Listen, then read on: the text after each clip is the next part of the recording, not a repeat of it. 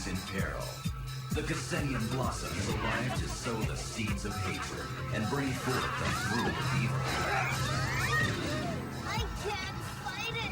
It's raining it. Now, Serena will feel the sting of betrayal. Your history, Sailor Moon. Hand over your magic wand, or lose your pals. And her best friends become her worst enemies. Fiori, no!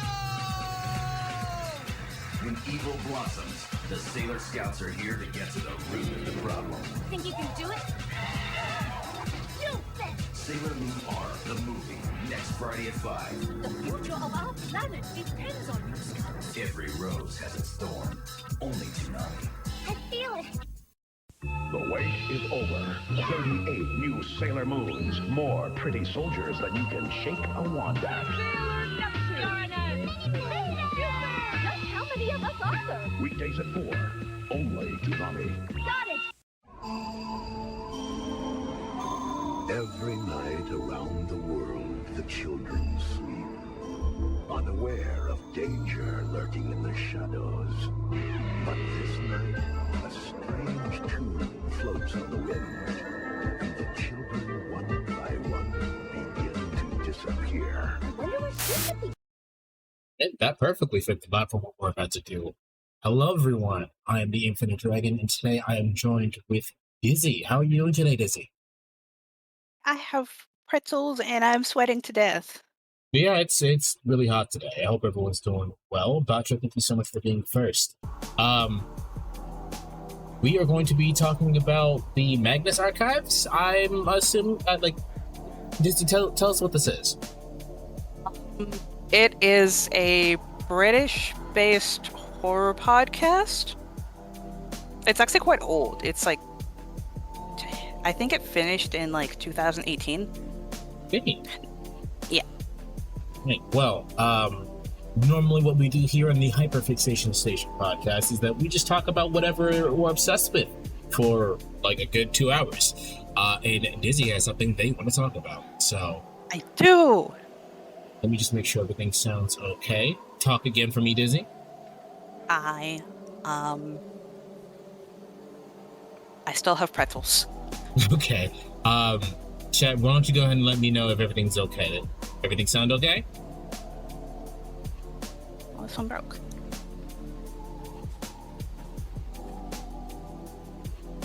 Everything's okay. All right, Dizzy, well, we'll begin whenever you're ready. Let us know. Okay. So the Magnus Archives is actually something that I was introduced to when I first started community college. And I wasn't really given any explanation as to what it is. It's just, hey, you like horror? You like spooky shit? Listen to this.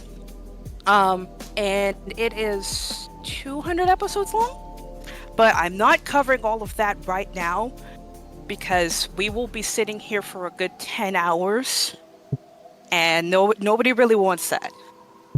So instead, I broke it up into chunks. So, starting with the title itself, archive specifically means a place, collection, or a storage area that usually contains records, documents, and other forms of like historical interest. So in the case specifically of this, it means statements, which are usually handwritten, typed, or like verbal documentation, and it's usually categorized by date, done very poorly in conjunction with like other items. And then cover archives. Magnus specifically, who this bitch is, he built the building to service the archives under the pursuit of knowledge. But we can't actually ask him because he's dead. It's fine. He's an asshole. The Institute is based in London, in the UK. It's not real as far as I'm aware. And the whole idea for the podcast and its creation came from the minds of Alexander J. Newell, I missed the middle initial, and Jonathan Sims. So if y'all specifically remember, Infi, when you were playing Slay the Princess, and I was specifically screaming about Mr. Sims, it's this bitch. Yes. That's how I knew his voice. So the narrator and all the little voices that we have in our head in Slay the Princess is Jonathan Sims doing the voice. Before we continue though, I wanted to say that this particular flavor, based on just this beginning. What it's giving me Dracula vibes, specifically like the original Bram Stoker's Dracula, because the way that book starts out is that it starts off as a collection of newspapers about missing persons. So there's your archives. I love that you mentioned that. Oh yeah, we're gonna get into that. All right. So regarding the cast, again, the main character that you hear being traumatized 99% of the times is Jonathan Sims. I don't know why the character in the show has the same name as the actual voice actor. It's weird. I don't get it, but it's fine. And when the podcast first starts, we hear from Mr. Sims that he's taking over for his former boss, and her name is Gertrude Robinson. I'll include this little tidbit now. I didn't have it in my notes. It just pinged in my brain. You will eventually hear Gertrude, like, when I get the video things correct. It's like way down the line. But the lady who does the voice for Gertrude Robertson is Sims's mom. Oh, like, he got his mom to do voice acting, and it's actually really cool. That's very nice, yeah. So Sims is the archival assistant, and I'm missing my notes. Hang on. Is there a reason why you call them Mr. Sims? No. 90% of the time in the podcast, it's just John. But I'm just like, I just find referring to him by his last name kind of funny, because it makes me think of the Sims game. And how often he's referred to as John or Jonathan, I'm just like, that's boring. Right.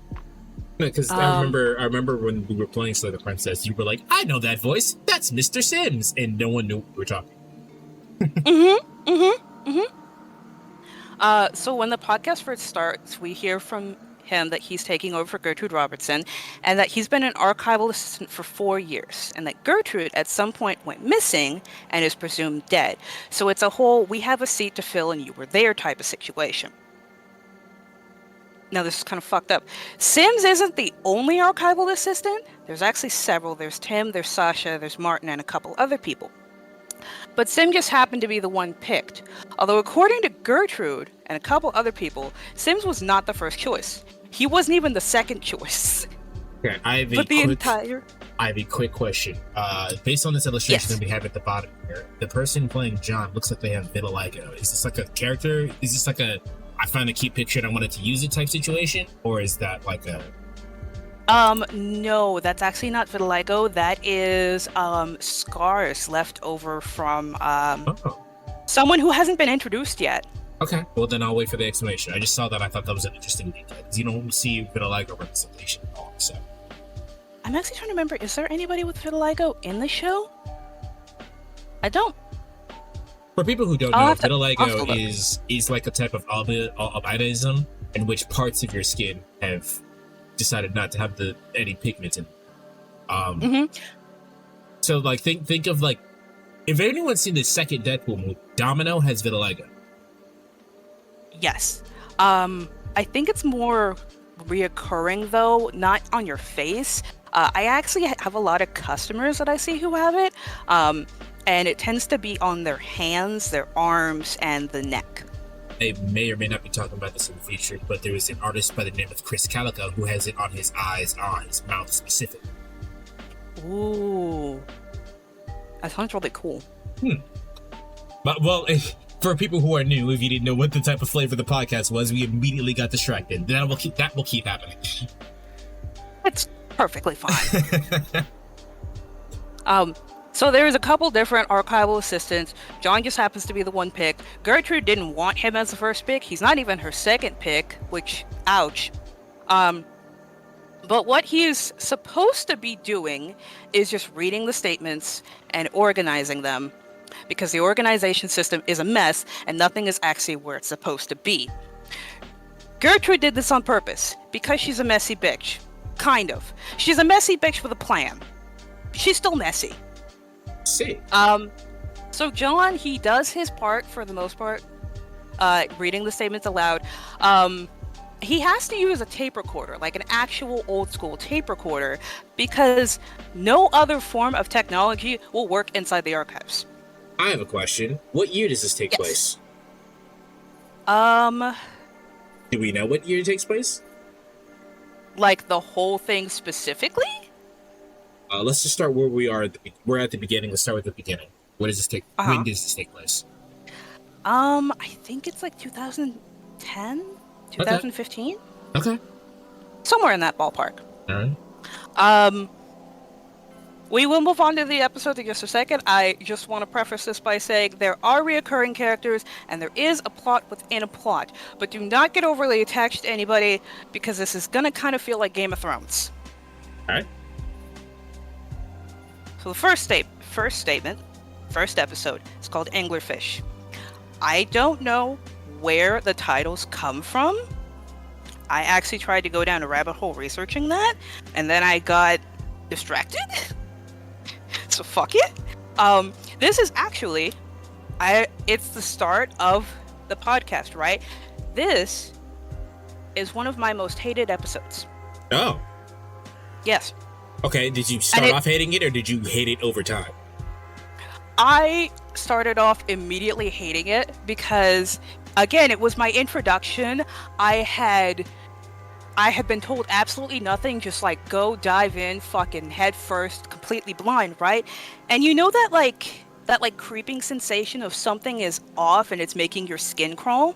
Sure. Anxiety. Yes, I got that. And then the more I listened to this episode, I'm like, and I saw the title, I am specific. I wouldn't say it's a fear, but I really, really dislike anglerfish. It's something about the way that they look that just creeps me the fuck out. And this episode specifically just like mixed the fear with a weird form of hatred, and it's like I just don't like this episode. Fuck this episode. We gotta cover this episode anyway. You didn't like it because it scared you. I didn't like it because it scared me. It made me a little anxious. But we gotta cover this shit anyway. There will be warnings for the episodes usually put at the top. I did try to put them at the bottom in the speaker's notes, and they don't fucking show up. So now they're here. Well, there's your trigger warnings. The trigger warnings will be at the top. They will be at the top.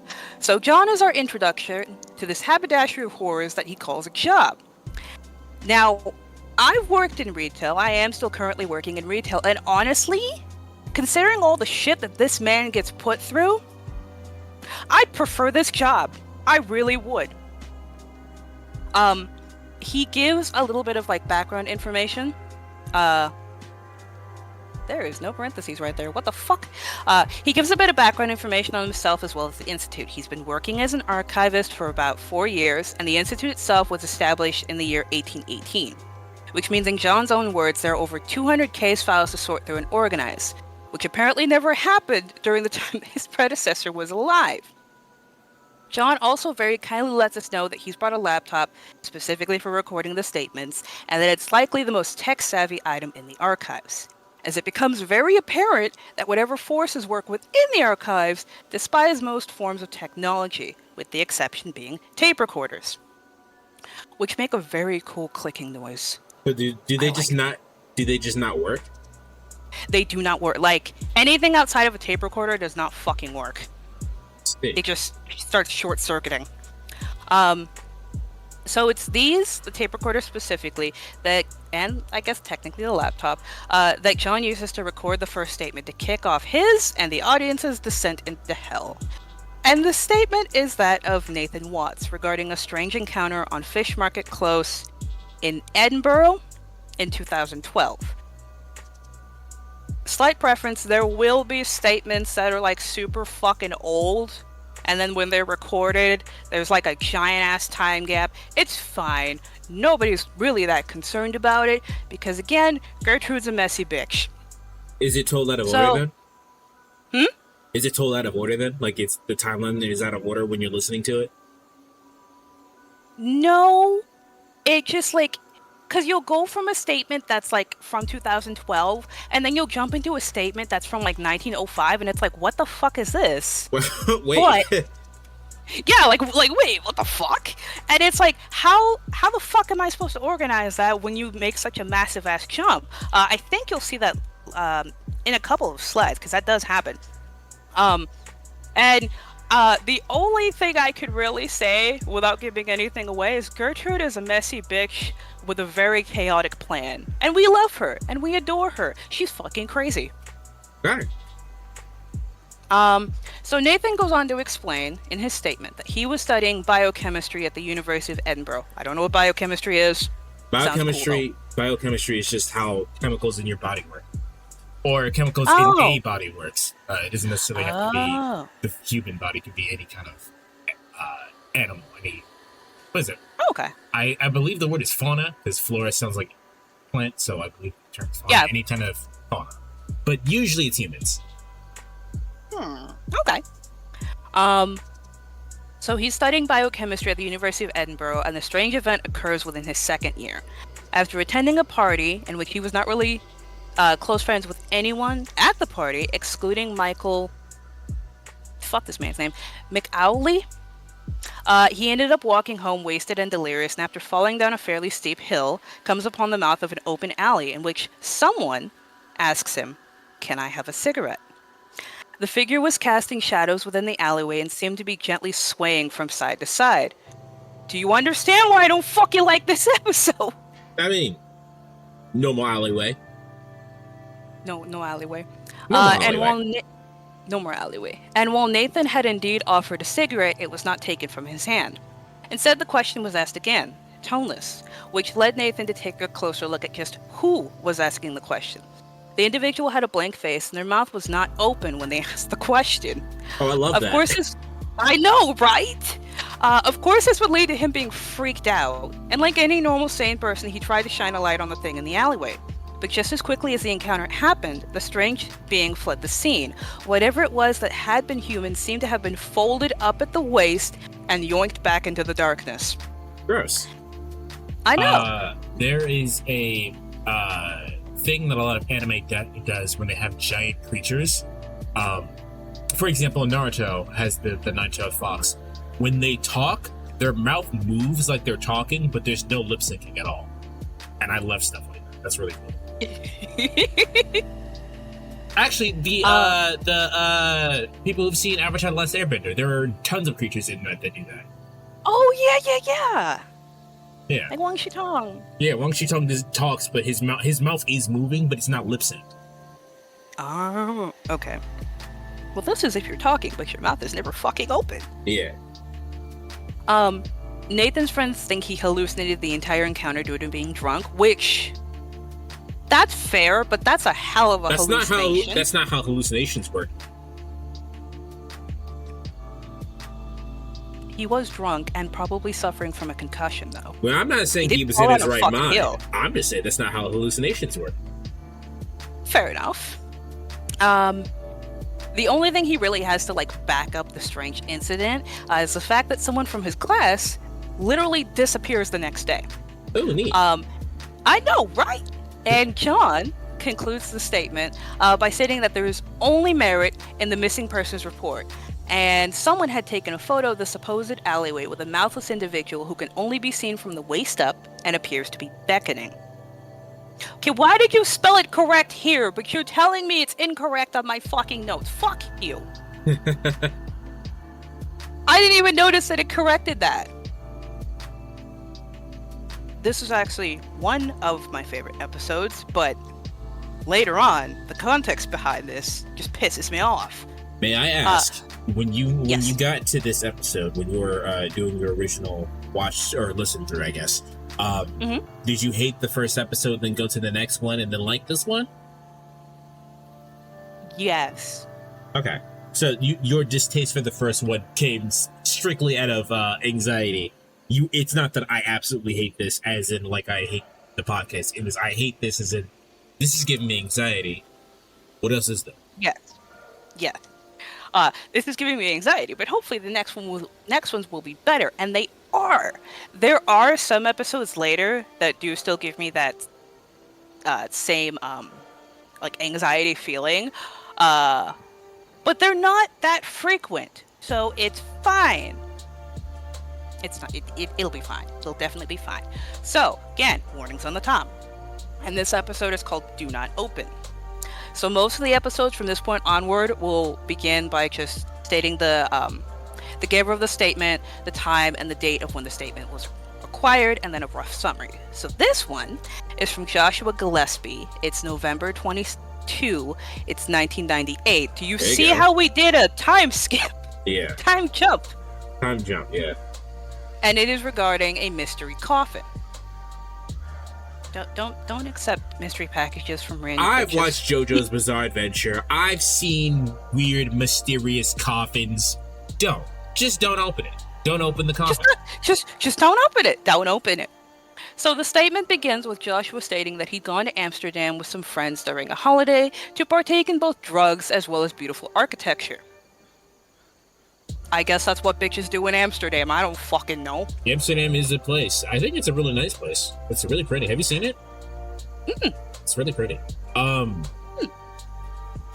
Yeah, I guess. I mean, the architecture makes perfect sense. The drug part couldn't get me, but sure, why not? Whatever. Not me with the drugs, but me with the architecture. Hell Sure. yeah. I actually took an architecture, well, it was an art history class, but we talked about architecture, and I was actually way more interested in it than I thought it would be. The way that buildings are made is fucking nutty, especially the old churches. It's excellent. I love it so much. To anyone who's seen, I've shown it a couple times on, or put it in like the Discord or what have you. But Man at Arms, the people who make like the video game / anime weapons from there, like doing actual blacksmithing, they say in order to get good at doing those weird designs and weird shapes and whatnot, that do architecture work. Cool. Yeah. Cool.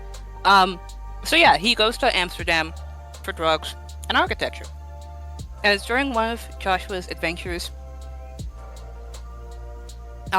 in the back streets after riding way too many trams the wrong way that he finds himself in a cafe sat across from a stranger. He only popped into the cafe to have like a quiet moment before he has to meet up with his friends. So he doesn't actually know who the fuck is sitting across from him. And he actually doesn't remember what this fucking man looks like. He only remembers his name. And his name is John. Why? And John has an interesting offer.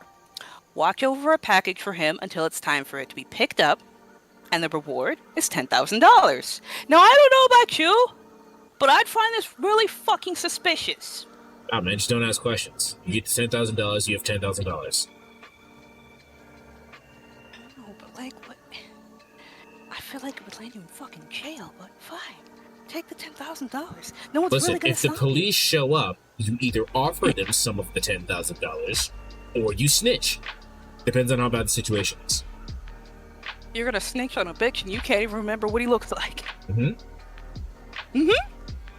So exactly a week after, hello, yes, I fucked up the names. Exactly a week after Joshua has returned home, he uses some of the money to rent a new apartment, and then he just randomly gets a fucking knock on the door. It's a delivery company that he's never heard of, and they leave him with a strange package. A coffin made of yellow wood that was wrapped in chains and had the padlock and corresponding key in the same box. And on that same coffin were 3 words that are scratched into the wood. Do not open. All right, you know, that gets put, if you're me, trash immediately.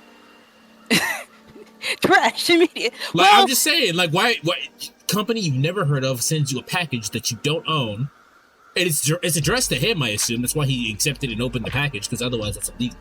And the fucking box is a fucking coffin that says "Do not open." That's going to the trash. Ain't got shit to do with me.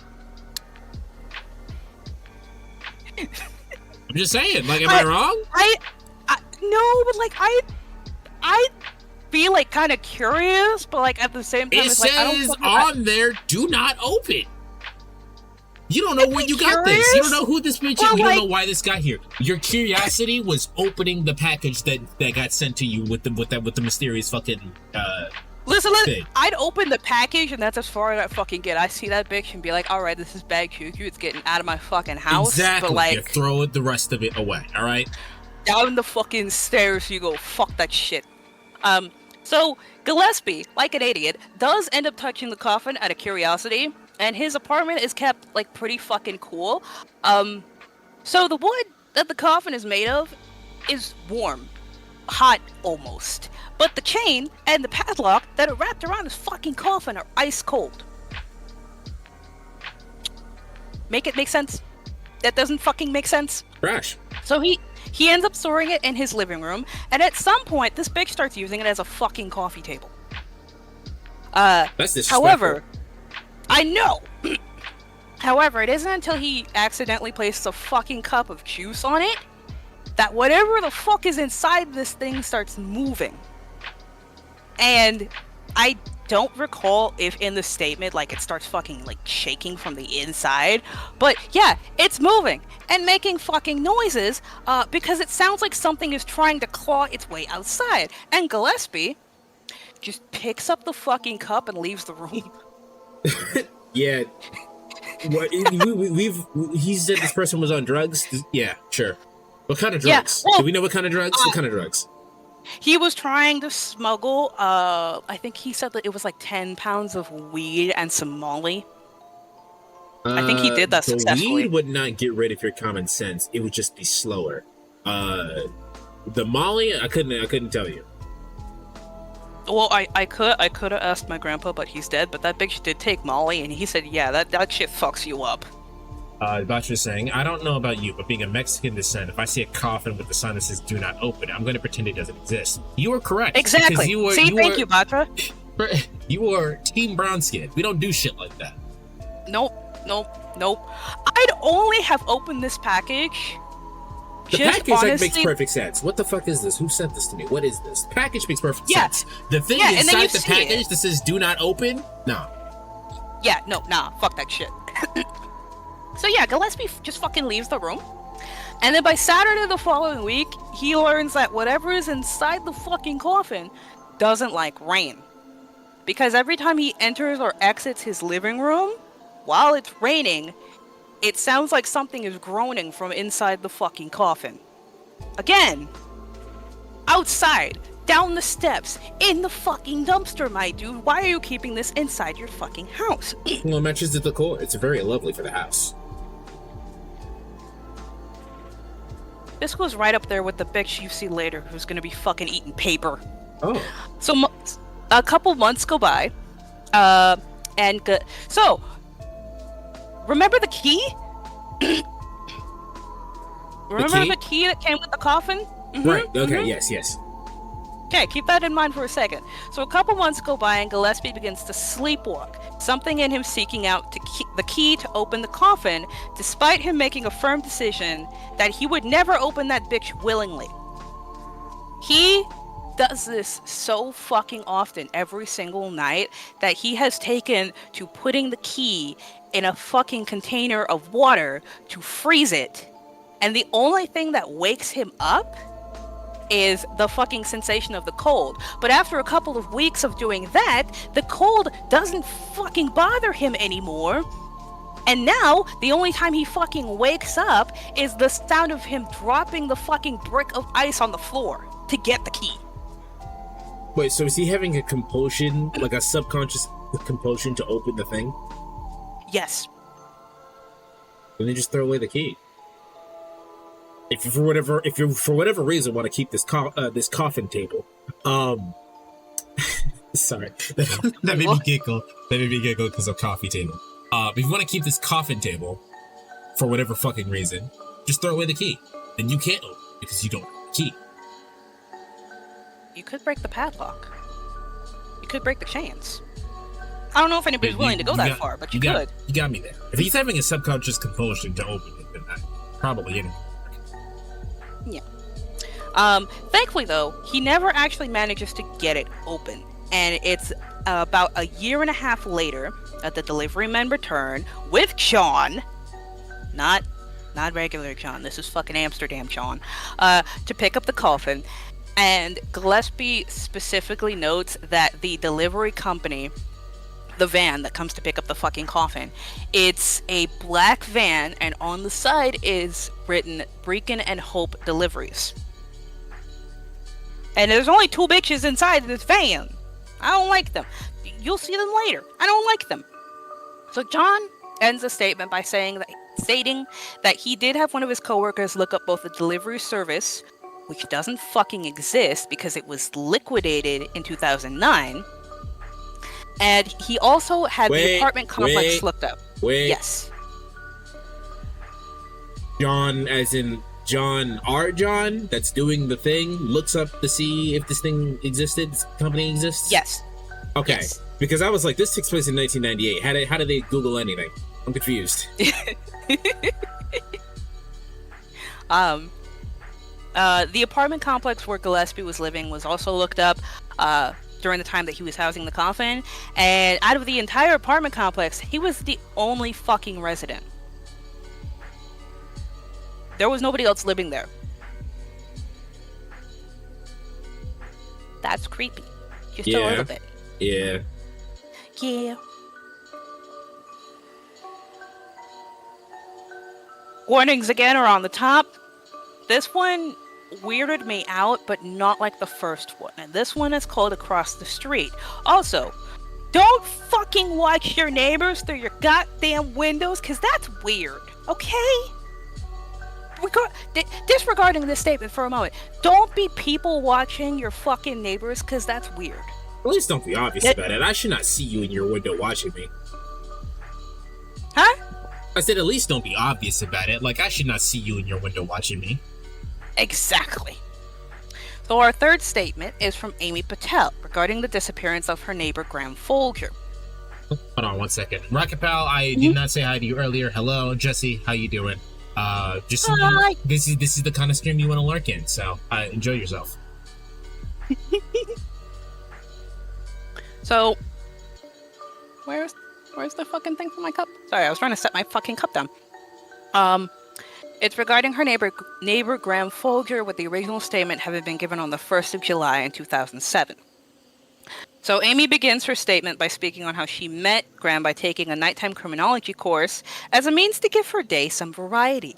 She works as an associate compliance analyst. I didn't know what the fuck this was. I had to look it up. It's basically OSHA.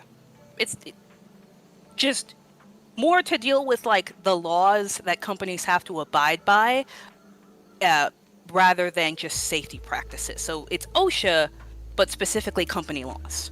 Got it. Which sounds fucking boring anyway. So, according to Amy, Graham was apparently a chain smoker who didn't smell pleasant, but he wasn't bad looking.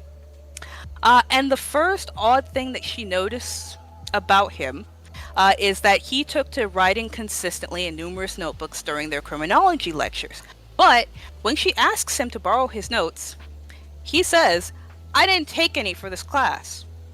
Or I think specifically he just told her, "I don't take notes. Bitch, I saw you writing. What the fuck you mean you're not taking notes?" I was doing pictures. I don't think he was doodling pictures though. I think he's a little too weird to be the type of person doodling fucking pictures. So the first time she sees him outside of their fucking class, it's on a bus ride home. And she makes note that he seems to be obsessively wiping the window clear of condensation that he himself is causing by basically having a panic attack against the fucking window. Which, you know, that's something to unpack for your therapist, probably, not for me, whatever. Though out of curiosity, she sits next to him, and she startles him a little bit, but he actually, like, relaxes and is, like, really happy to have somebody sitting next to him. Cool, he's still fucking weird. And the two of them leave the bus, get off at their respective stop, and she's trying to find a way to get this bitch to leave her the fuck alone so that she can go to her own apartment, because she doesn't want him to know where she lives, because she's like, this bitch is a little too fucking weird for me. So she's walking in front of him, and for whatever fucking reason, she gets attacked. I'm gonna put air quotes around the word attacked, and she just falls into the fucking street and ends up with a fucking concussion. She is 100% certain it was not Graham. He was not walking that closely behind her to have fucking pushed her ass into the street, but she doesn't know what the fuck that was. So instead of going to her own place, she ends up going to Graham's apartment, which coincidentally is directly fucking across from her. So they're street neighbors. She's on one side of the street. This bitch is on the other side of the street. I choose to believe it was a ghost. She got hit with the stand. She got stand punched. From him, though? From him.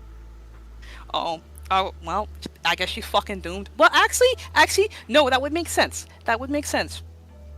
Later, that would make sense. So, Graham's apartment is actually quite fucking threadbare. It's quite empty. I was like, thank you, because I don't know what the fuck that means.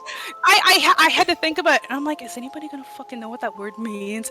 Threadbare is basically like, there's not much shit there to begin with. I don't really know any other way to like explain it. Okay, having you say it was empty was good enough. Yeah, all right. Yeah, it's roughly like, it's pretty fucking empty. Most of the space is dominated by these giant ass fucking bookshelves that house rows and rows and rows of identical fucking notebooks. Okay. Same ones this bitch has been writing in. But Patel's not focusing on that because, you know, that's not weird enough. That's not weird enough. Hey, look at this fucking coffee table. Look at this fucking coffee table, and the pattern in it is Does it excellent. happen to be a coffin? No, it's not the fucking coffin. No, it's not the coffin. So I think honestly she's just staring at it because, again, she had a fucking concussion. She fell in the street, so you got to keep yourself awake for a set amount of hours. And she's just like, this coffee table looks fucking neat. Let me stare at it for a while. Graham takes note of this, and he's like, yeah, I bought it as an antique from a fucking store, and apparently it was part of a set, but I don't know where the other set is. And it's like, all right, you bought fucking haunted furniture in your empty ass apartment. We're Wait, fine how did with you that. conclude Whatever. that it was haunted because it looks cool and it doesn't have the rest of the set? This bitch is creepy. I'm pretty sure his shit is haunted. Okay, well, he can be creepy and have cool furniture. Allow him.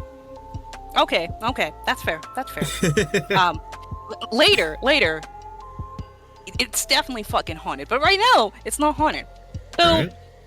Patel, where the fuck am I at? So Graham, not in a creepy way. He's just more worried for her health. He doesn't want her to fucking leave until like she's perfectly fine. But she assures him she's fine. She leaves. She goes back to her apartment. And it isn't until a couple days later that she remembers that Graham's apartment is directly below hers when she glances across the street through fucking windows. So she turns him into her people watching activity, since that's one of her hobbies. Ma'am, you need better hobbies. Nah, I think people watching is fine. Just don't be weird about it. You should not be staring into somebody's fucking soul if you're doing that. Stare into their soul. Let me see what fucking Chinese food you eat throughout the week. Yeah, like, get the fuck out of here. Like, I should not feel like my personal space is invaded from you being 20 feet away from me.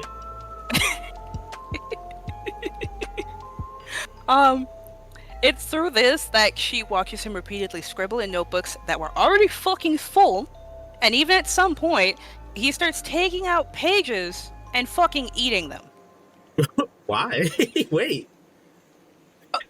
I told you this bitch was weird. This bitch was weird. Did he write soul food on the paper and start eating it? Did it taste like soul food?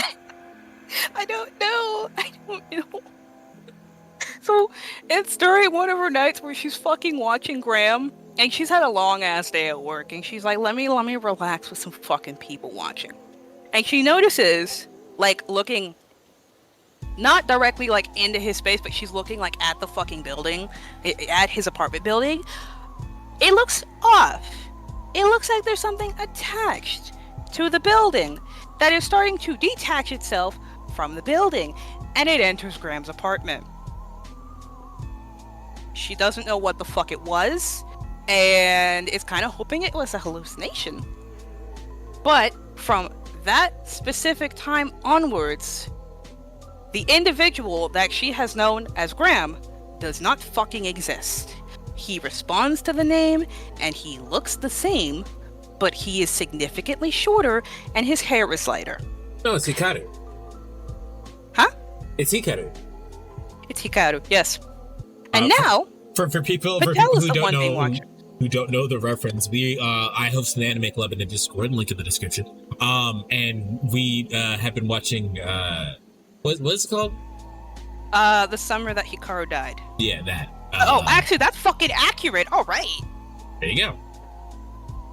Yay. So, she calls him the not Graham. This individual is not Graham. So he responds to the same name. He looks the same, but he's significantly shorter and his hair is a lot lighter. Yeah, and how now, much shorter are we talking about? Are we talking about like 6 foot to 5 foot, like shorter? Or? I don't know. They don't actually state in it like how much shorter he got. Okay. Yeah, it's fine. So now instead of Patel having her nice little hobby, she's the one being watched. She does end up moving, and her parting words from not Graham is, "Isn't it funny, Amy, how you can live so near and never notice? I'll need to return the favor someday." That is... No, I just have to kill you. I'm sorry. Like, you have to die. I have to kill you. I have to kill you. I have to kill you. You just have to die. You have to die, my dude. I'm sorry. Those are the fucking rules.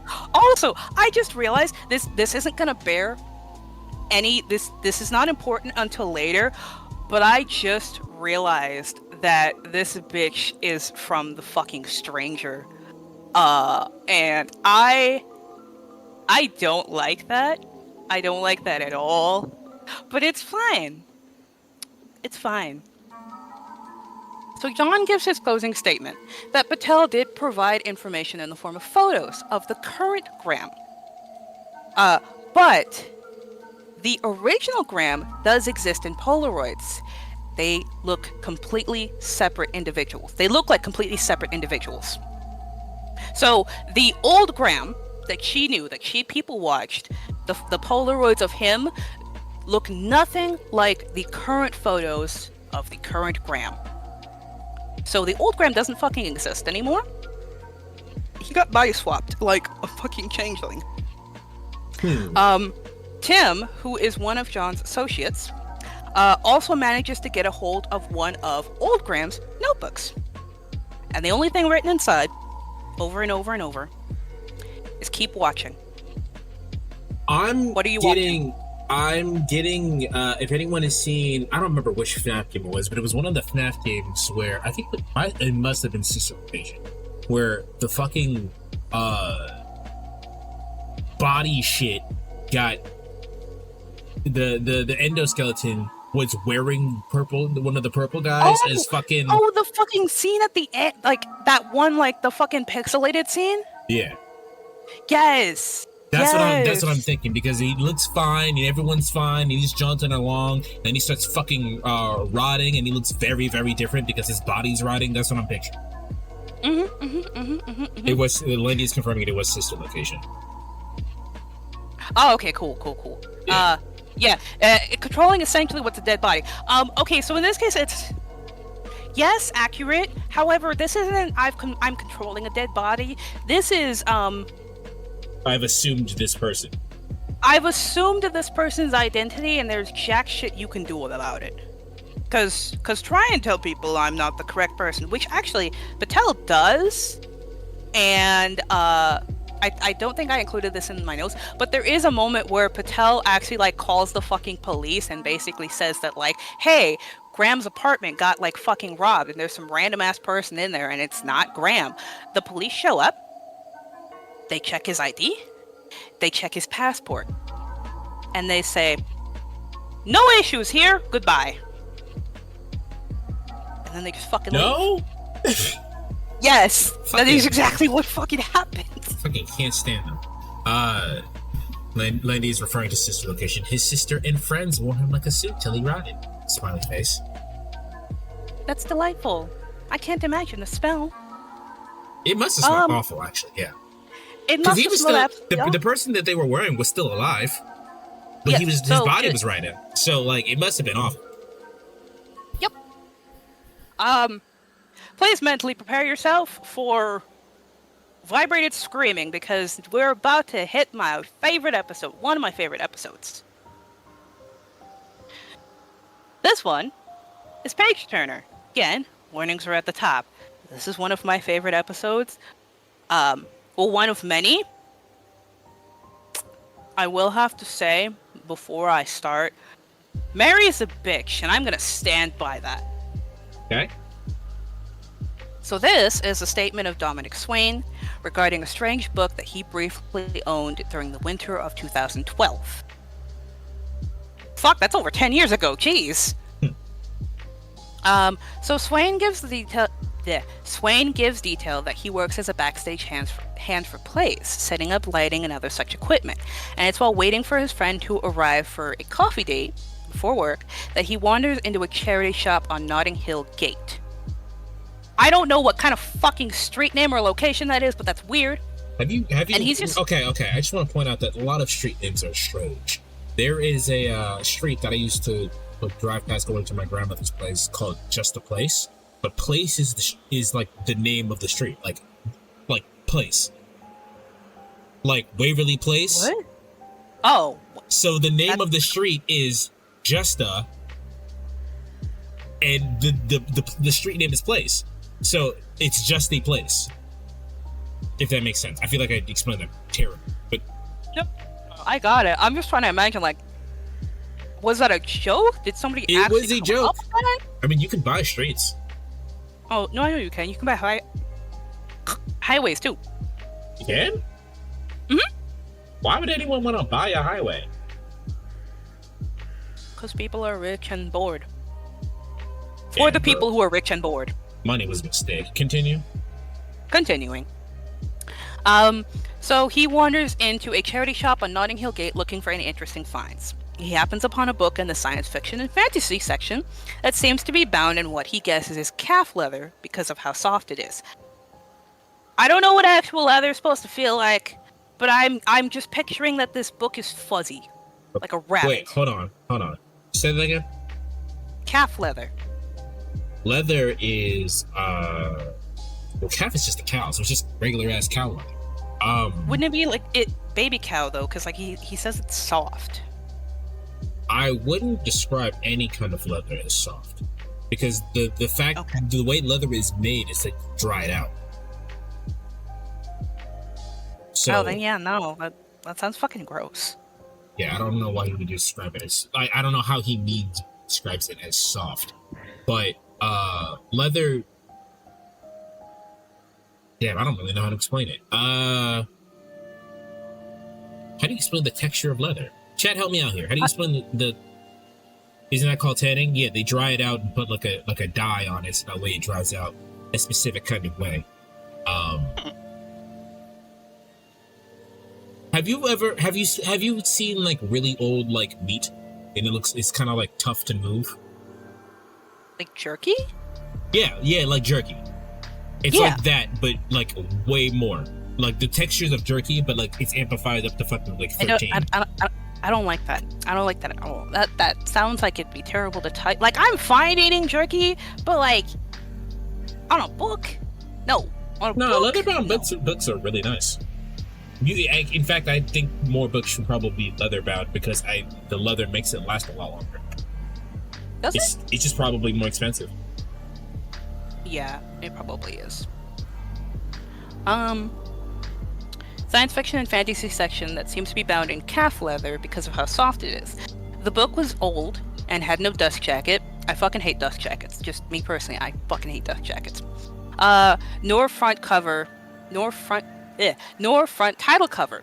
But on the spine of the tome was stamped the words Ex Altiora in faded gold letters, which Swain points out is Latin for from higher or out of the heights. Out of boredom, he takes the book with him, paying a cheap price for something that is worth far more trouble than he realizes at the time.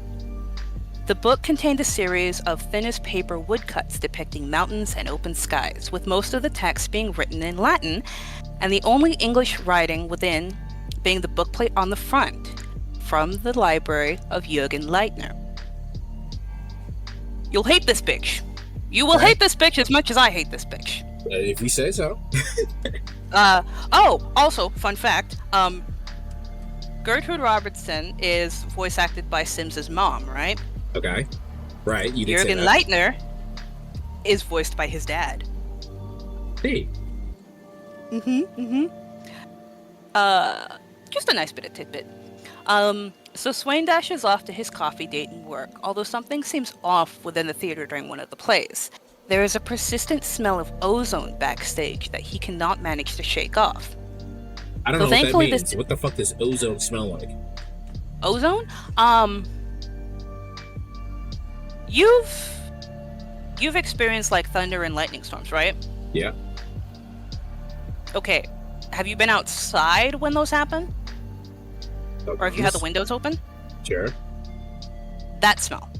That's the smell of ozone, generally. Smells kind of wet. All right, whatever. Yeah. Usually because it's accompanied with rain, so you can't really smell the ozone that strong. I mean, I also just have a bad sense of smell. Like, I specifically do because of the way that my sinuses work, so. Yeah, I probably shouldn't be trying to describe smells to you. It's fine. It's fine! Though thankfully this disappears by the time Swain heads to his second theater of the night for a performance of Much Ado About Nothing. I think I read that at some point. I don't fucking remember. After drinks with colleagues, unable to sleep, once home, he flips through the mysterious book. It contains about 12 woodcuts, but there is one in particular, that of an open sky that seems to stretch on indefinitely, that makes Swain feel uneasy.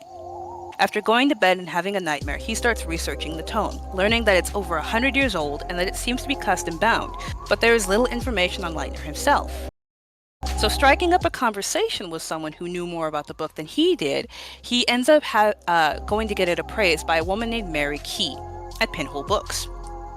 After work, he ends up going, despite it being fucking 2 a.m., and is rather surprised that the person who opens the door is a tiny older woman, painfully thin, with a shaved head.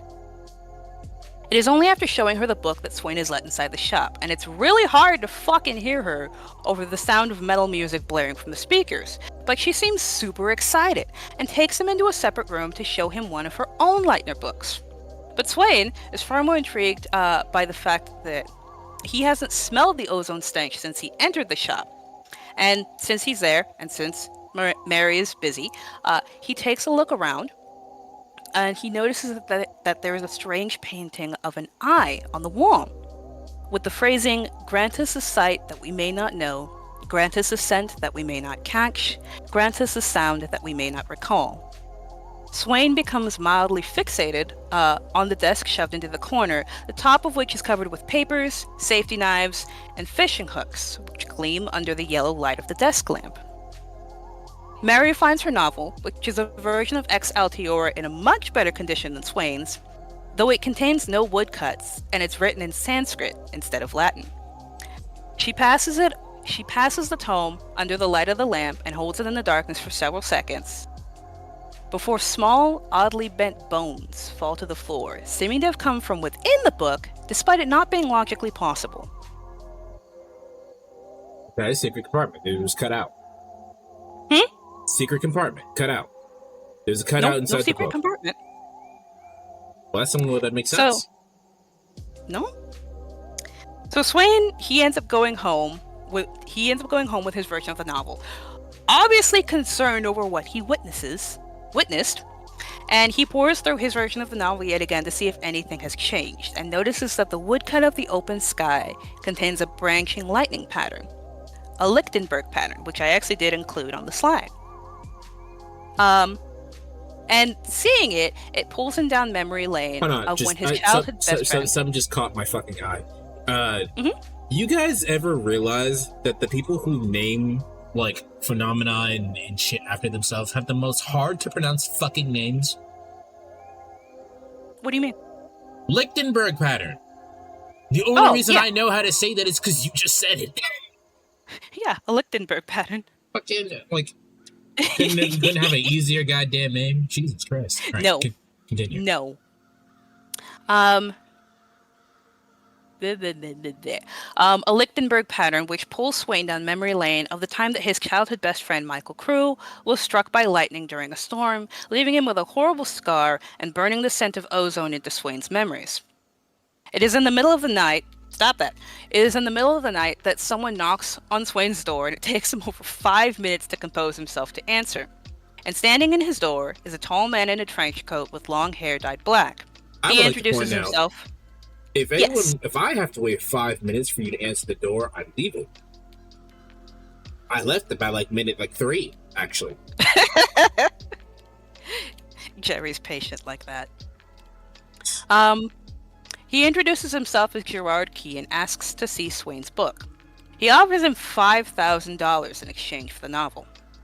The two agree, and Jerry leaves to obtain the money, leaving Swain with a growing sense of panic. So he decides to look up both Mary and Gerard, only to find out Mary Key had been murdered in 2008 on an overdose of painkillers, but the body had been mutilated post-mortem, with large chunks of skin peeled from her back and hung up to dry on fishing hooks. Yeah! I told you, there's the leather. Jerry was acquitted of his mother's murder, and Swain is startled from his impromptu research by Jerry returning with the money, taking the book and burning it directly in front of Swain, while stating, "My mother doesn't always know what's best for our family." And he leaves with the metal trash can full of glowing red ashes. This picture gives zero fucks, seriously. I can only assume his mother was an asshole. His mother is an asshole. Well, there you go. I hate her. All right.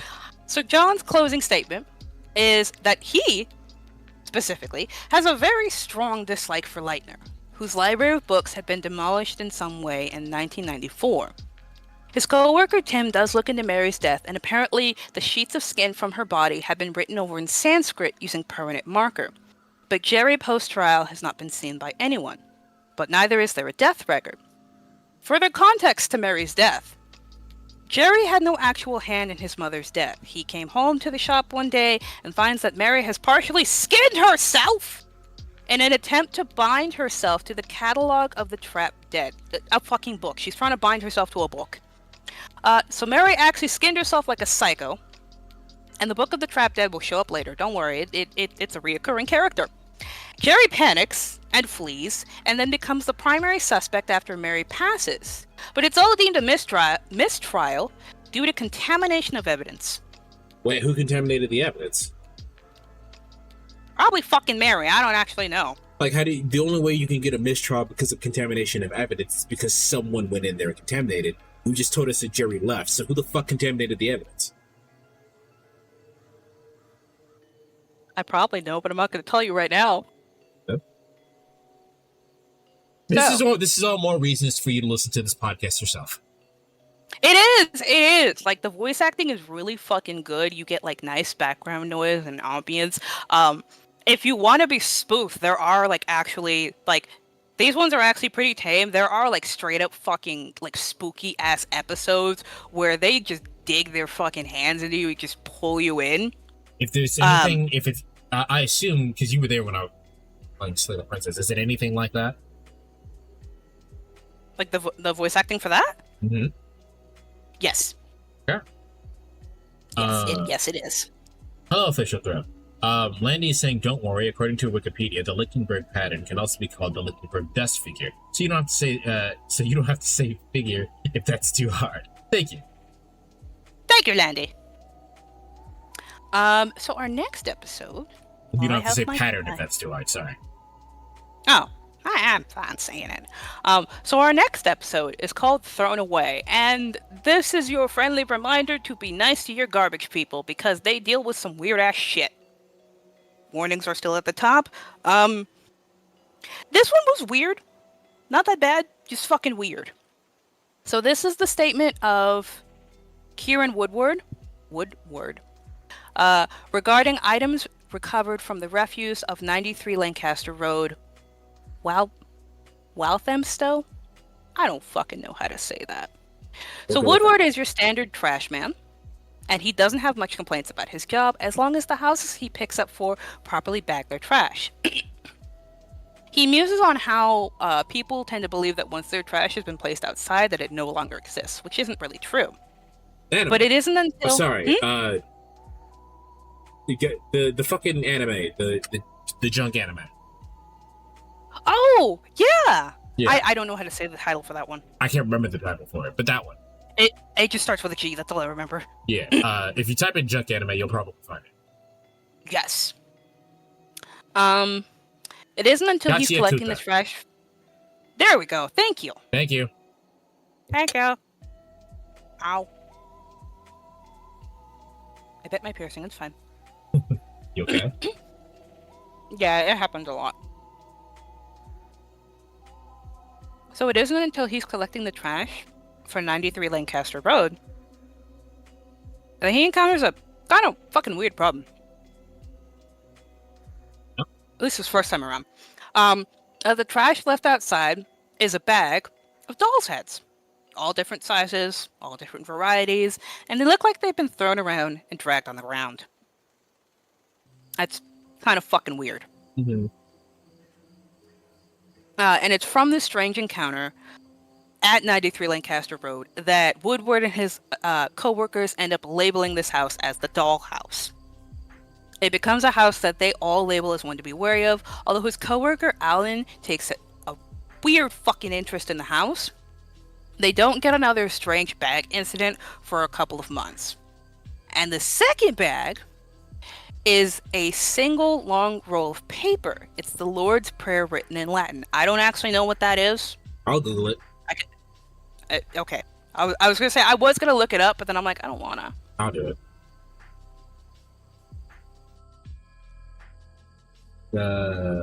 It's found in the Bible of Matthew 6:9 through 13 and Luke 11:2 through 4. Our Father who art in heaven, hallowed by thy name, thy kingdom come, thy will be done on earth as it is in heaven.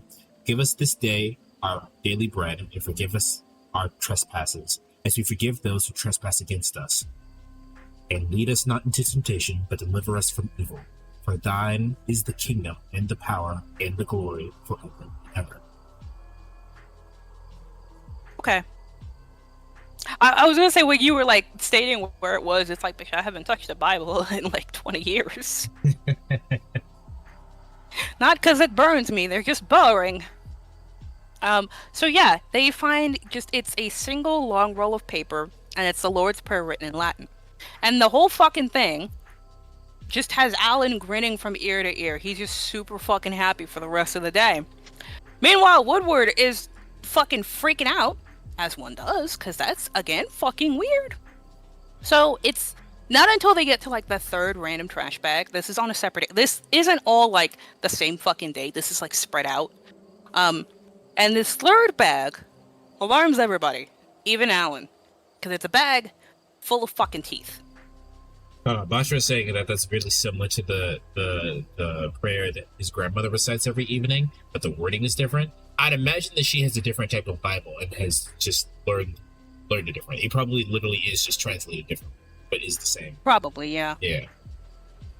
So yeah, we have a bag of fucking teeth, and obviously we have to call the police because the whole thing is fucking creepy. But when they go to call the police on this fucking house, the people that answer the door, it's an elderly couple, and they have no idea about the fucking strange bags of trash that are being left outside. So someone's just fucking leaving trash there, and we don't know who the fuck it is. And Alan, our coworker, develops an obsession with the house, wanting to know who the fuck is leaving the creepy-ass trash outside. I want to know as well, but I also don't want to know. And it's this obsession coupled with several sleepless nights that lead him to being fucking fired, because he falls asleep at the wheel and he crashes into a parked car. I know trash trucks don't drive very fast, but yeah. That doesn't mean they can't drive fast, they just don't. Oh, no, I know that. It isn't until Alan apparently goes fucking missing, shortly after telling Woodward that he figured out the trash situation, that Woodward, obviously fucking worried, goes up to the fucking house himself. He doesn't find Alan, just another trash bag, filled with packing peanuts, and a heart made of metal that has Alan's name punched onto the side. Nope. Alan is never seen again. Nope. And the metal heart is burned. Nah. I mean, you should probably want to burn the metal heart, but nah, I'm good. Fuck that. Nah. Yeah. So John's closing statement is that Alan went missing in 2009, and neither Woodward nor his colleagues come across any further bags of weird trash from 93 Lancaster Road. The bag of teeth was identified as human, but also apparently in various stages of decay. There is no record of who they belong to, but all 2,780 collected were the same exact tooth. How the fuck? Wait, that's what? What? There are so many reasons why none of what you just said makes sense. You want me to read it again? No, I will just go through it. First off, I'm just gonna Google this so I don't say something stupid and wrong. When were dental records established? Oh, I know they were established a while ago. 66 AD, according to Google's AI. Okay. I'm just gonna use that for right now, because I'm seeing some other things. So 66 AD was for the first use of fucking dental records, meaning we've been using that shit for a very long time. The fact that these people cannot be identified via dental records, meaning they did not have a dental record to begin with, or they didn't exist.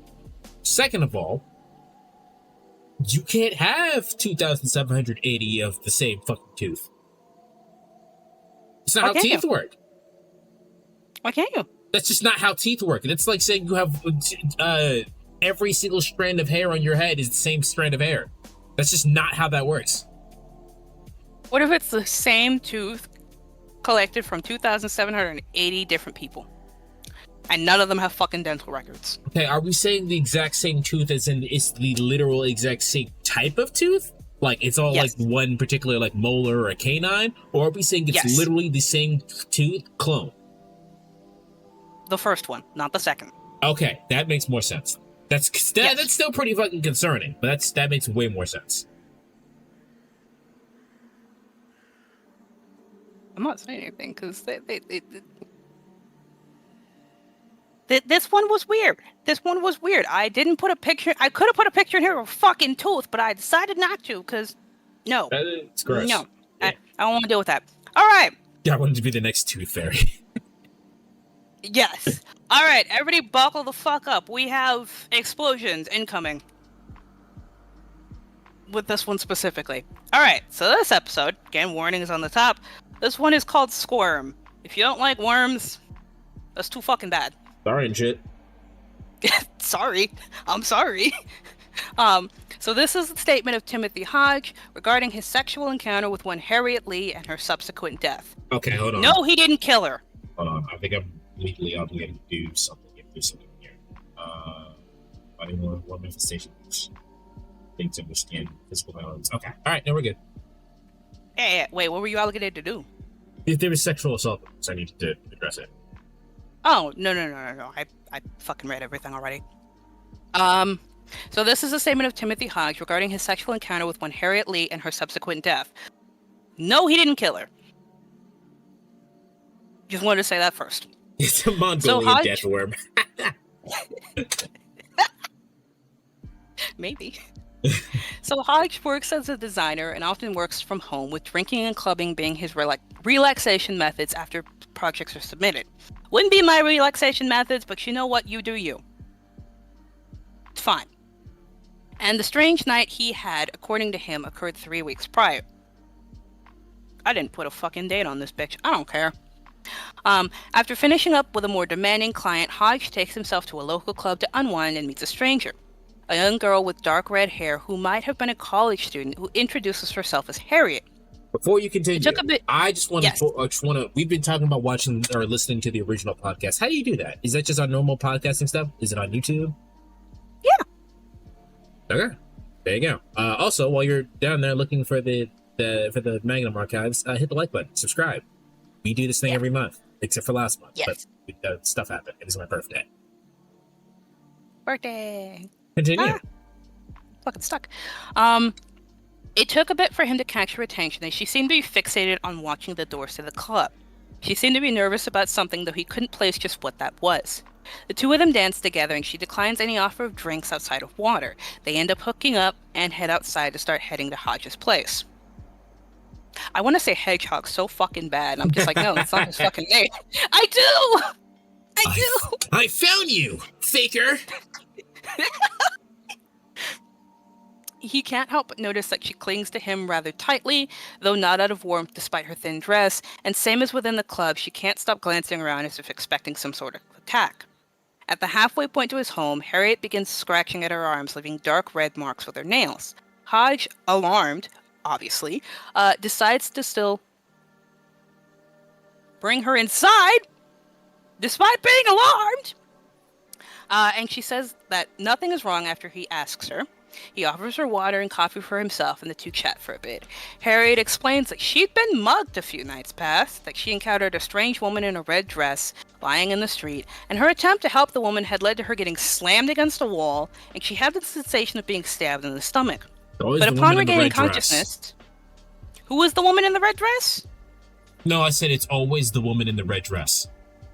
I heard the word who, but yes, it's always a bitch in a red dress. That might literally be a Matrix reference. Is it? Yeah, I mean it could be. I don't know if Matrix originated that that particular feat. But it is used in the Matrix. That's the earliest instance I know of it. So. Oh, nice. The reason why that's relevant is because me and Dizzy are gonna watch the Matrix after this. Yes, we are. I haven't watched it in several years, so it's going to be a nice bit of nostalgia because it's one of my sister's favorite movies as well. Yeah, if I Google "woman in the red dress," Matrix is the first thing that comes up. Although Google may have been listening to me. Possibly. There was a film called "The Woman in Red," from 1984. I was going to say, isn't there a movie called "The Woman in Black" too? Probably. That's like a fucking horror movie. All right. Looks like 86 is probably... Oh, hold on. Woman in a Red Dress is a painting attributed to the Dutch artist Gabriel Metsu, created in 1660 through 1669. Ooh. All right. That's all I got. Continue. Okay. She'd been mugged. Had led to her getting slammed against a wall. She had the sensation of being stabbed in the stomach, but upon regaining consciousness, the red-dressed woman is gone, and Harriet can't find any visible wound on herself. Since that day, she's been seeing the red-dressed woman everywhere, and understandably panicking. She's been spending the last few days wandering through bars and cafes, trying to stay in any location that had a lot of people. They end up having sex once Harriet stops crying, with her initiating. That's so bizarre. Like, if someone's crying in my house, I'm not trying to have sex. I don't think he was trying to, but she was just like, come on, while I'm here. And it's like, no. I would have said no. Yeah. But teach their own. But I mean, yes. She initiated it, so. Whatever. Afterwards, they laid in bed together with him resting his head on her shoulder. But Hodge swears he feels something move under her skin and chalks it up to exhaustion. It is right as he goes to lay back down that Harriet doubles over in pain, groaning and squirming on the bed. Hodge heads to the bathroom searching for medicine to help, and it is while in the bathroom that he hears a strange sound, like an egg popping. He returns to the bedroom, but can't bring himself to enter due to what he sees. Harriet is gone, and in her place is a hollowed shell of pitted, warmed flesh, dark liquid dripping off the side of the bed, and in the center, a writhing mass of worms. Hodge sets the apartment on fire himself. Good. Correct response. He sets it on fire. Correct response. So John's closing statement. He just had sex with that, though. I know, right? I mean, he didn't know, though. He didn't know. So John's closing statement is, while the fire was started by Hodge and put out before the building sustained any lasting damage, there were no human remains to be found. There was organic matter in the bedroom, but it was not from a human. So I think the worms might have survived the fucking fire. How long was it when she got attacked until they worked? I don't know. Because depending on how long that takes, that two very different things could have happened. Such as? One includes magic and one includes science. If it was a long, like a decent amount of time since being attacked and becoming in them having this sexual encounter, that means that her body turned into worms. Mm-hmm. And it took a long time, and at some point her body was a functioning human being, but only in the sense that in physical appearance, because she popped like a fucking egg. The other one is that if that happened like a week before, which I doubt, but like it happened like a week before. Magic happened. The magic transform. It just depends on the thing. I'm not gonna state which one it is. I know which one it is, but I'm not gonna state which one it is. Ooh, spooky. Spooky indeed. So John states that the fire was started by Hodge, and there was organic matter in the bedroom, but it wasn't human. There was a missing persons report for Harriet, but what John is more concerned about is that the description Harriet gave of the red dress woman describes Jane fucking Prentice, who's already known to the Institute. Don't worry, she'll come up later. You won't like her. She's a little bit of an asshole. We pretend to be fucking knocked the fuck out, so this woman could turn to worms. So I'm inclined not to like her. Yeah. I think I did like briefly wait, no, I did show you a little bit of a clip. You probably don't remember it, which is fine, but it ties into this fucking shit. She's weird. And not in a good way, and I don't really like her that well. Anyway, is everybody ready for pipes? What? Not the head bashing kind, but just pipes, because I hope you are, because we're going to war. Oh, okay. This kind of okay. You mean you mean not the Harry Osborn kind of pipes? Harry Osborn kind of pipes? Oh, it's a joke that we have on stream in which Harry Osborn gets hit in the head with the fucking pipe. Multiple times. Not that kind of pipe. No, not that. Actually, save that. Save that for later, because you can definitely make that reference. Got it. When we get to like episode like 90 something, you could definitely make that fucking reference, because a bitch does get smacked in the face. Actually, no, a bitch dies via a metal pipe. Okay, we got that Harry Osborn. He got that Harry Osborn treatment and fucking died. But that's later. That's later, and that's because a bitch decided to have a divorce and nobody really liked it. But it's okay. It's okay. It's okay. You know what? I have just decided I'm gonna write this down for myself later. If we type Harry Osborn, it's just gonna be the sound of a metal pipe getting hit. The Harry Osborn treatment. That bitch got the Harry Osborn treatment. All right, we're ready. All right. So this is episode 7. This is the second to last episode. Just letting you all know. Of the Warnings slides? are again at the top. Yes. Warnings are again up at the top. And this one is called The Piper. Bit of information for this. Not the people within this particular episode, but the thing within this particular episode will pop up again later. And I'm not going to call him a bitch, but I am going to say, please choose better. Choose better. You chose terribly. Everybody got fucked up. This is a bitch who just likes chaos for fun. Like, that's his entertainment. That's his fucking bread and butter, and I'm... Sukuna. Yes, it's Sukuna. Yes. Okay. I like him already. Actually, there's more like him, but like this is one of the more like he's a 7 out of 10 and we wanted a 2 out of 10, but we got this instead.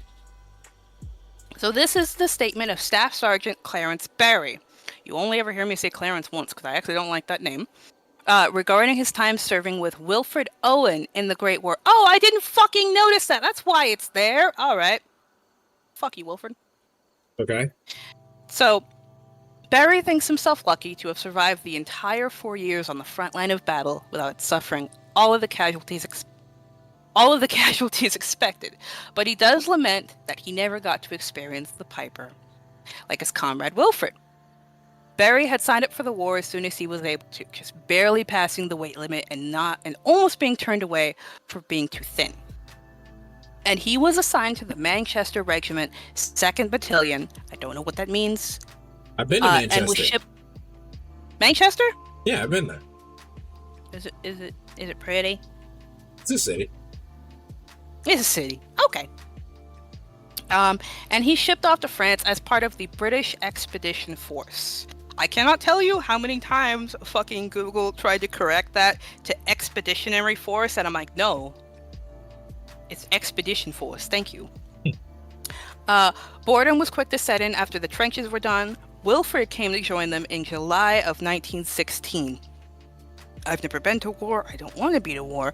But I have to say... I don't think you'd be able to go to war even if you wanted to. I wouldn't. I have too many health complications. And they're like, make sure a flight risk. Get the fuck out. And I'm like, all right, say less. On top of the fact that I think even on top of that, I think, isn't there like an age limit? Aren't you above the age limit? So... Yeah. So, yeah. Well, if they change it, then no. But currently, yes. I think you're also above the age limit. I'm also flat-footed. They wouldn't let me. I would have to do like not. I would have to do not like actual force work. Yeah, no. Yeah. Anyway. Coming to fucking war like in the summertime must be absolute hell, regardless of where you're at. But Wilfred joins them in July of 1916 as a second lieutenant, with Barry being a sergeant at the time. And Barry does end up initially disliking Wilfred, who does not take the war as seriously as everybody else. Wilfred claims himself to be a poetry writer and a lover, and according to Barry, is disgustingly polite, and Barry expects him to be dead within the week. Not high hopes for Wilfred. It's fine. Yeah. Wilfred makes it an entire year before anything interesting happens. It was post-spring thaw when they were sent to attack the Hindenburg Line. It was a strangely quiet march with none of the usual excitement and an odd undercurrent of dread. Wilfred, despite being very talkative throughout his year, on this particular day he was oddly quiet. Barry ends up tangled in a length of barbed wire, and looking for someone to help, he spies Wilfred, who is standing upright and seems to be swaying to a tune that Barry doesn't hear. Not at first. But it does hit him if they are 5'4". Who's 5'4"? I don't know what that was in reference to. Well, now I want to know. Who's 5'4"? I'm going to continue. It takes a while, so. It's okay. But it does hit him eventually, a gentle whistling tune that fills him with sadness and a creeping fear. The two men make eye contact with one another before Wilfred is both shot and hit with a mortar blast. I think that bitch is dead. Well, yes? Well, we'll see. We'll see. Barry gets sent to the field hospital for his leg and ankle to be bandaged before being sent back to the trench, but he can't find any sign of Wilfred.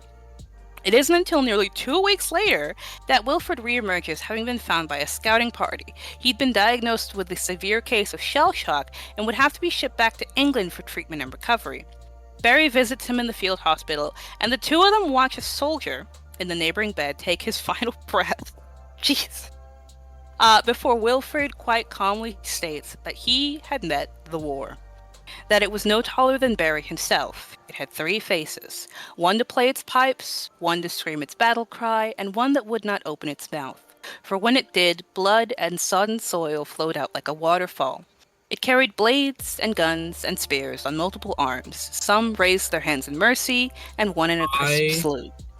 I want you to remember that description you just gave, because that is what the gun devil looks like at Chainsaw. Really? Mm-hmm. But I haven't finished the description. Yeah. Okay. It wore a tattered coat of wool, olive green where it was not stained black, and beneath nothing could be seen but a body beaten, slashed, and shot until nothing remained but the wounds themselves. Wilfred is tasked with riding for the war once he returns to his battalion in July of 1918. Damn, bitch, you really like July! And his work post the shell shock incident is vastly different and far darker than the dry, lifeless poems he wrote while still marching beside Barry. It was a few months after a successful attack in October that Barry awakens in his tent to find Wilfred sitting beside him, claiming that it's almost over. Though strangely, he seems to be crying. What the fuck you crying next to my bed, you creepy bitch? Wilfred passes 2 days later during a river crossing. 1 minute he's looking back at Barry, smiling, and the next he is face down on the ground from a bullet wound to the skull. Lovely. I know, right? The closing statement. This file, according to John, was from 1922, but was put in the labels for the mid-2000s.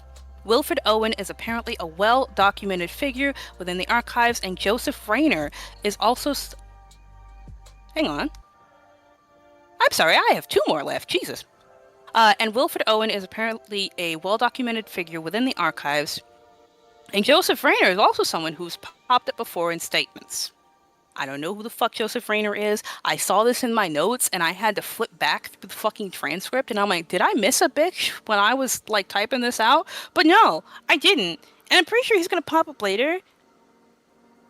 I don't remember what he's tied to, and I don't remember if I hate him or not, but, There you go. Now you have your own reason to listen to it to the beginning. I don't wanna. I'm in a German and French themed episode with the stranger and the unknown, which is fun. All right, everybody ready for schizophrenia? Ooh. Cause it's here. Okay. We got free schizophrenia. So again, statements are on the top.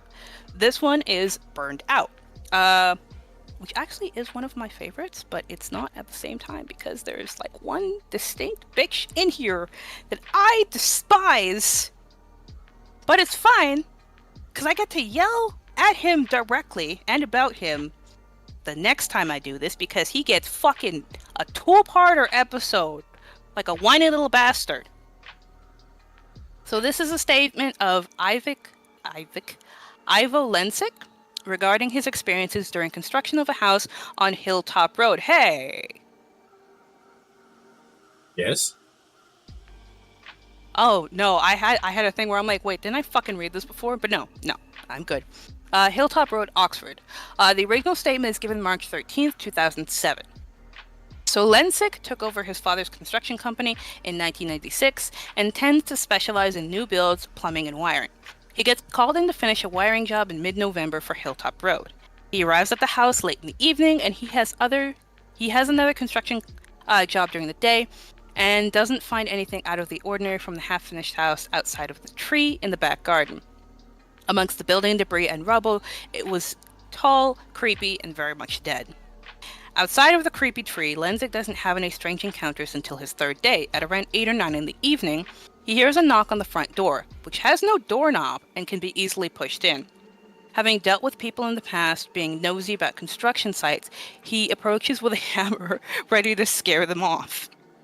But the man at the door is unassuming, with short brown hair, and introduces himself as Raymond Fielding, stating that he owns the house. Lensick lets him in and continues with his work, while Fielding seems to just want to stand there and stare out into the back garden. Bitch. Lensick over time becomes aware of a strange smell, like that of burning hair, as well as the fact that Fielding is suddenly gone. And that in his place is a section of scorched wood that is still smoldering. That bitch just fucking disappeared and just left a fire behind. Yeah, I thought everybody loved Raymond.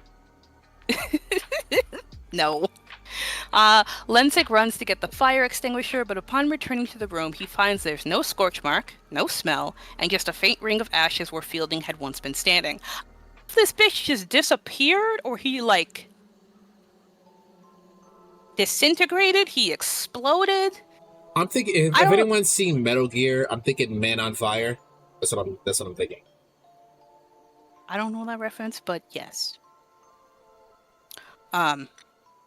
Lensick, who worries he might be having a schizophrenic episode, as it runs in his family to have such hallucinations.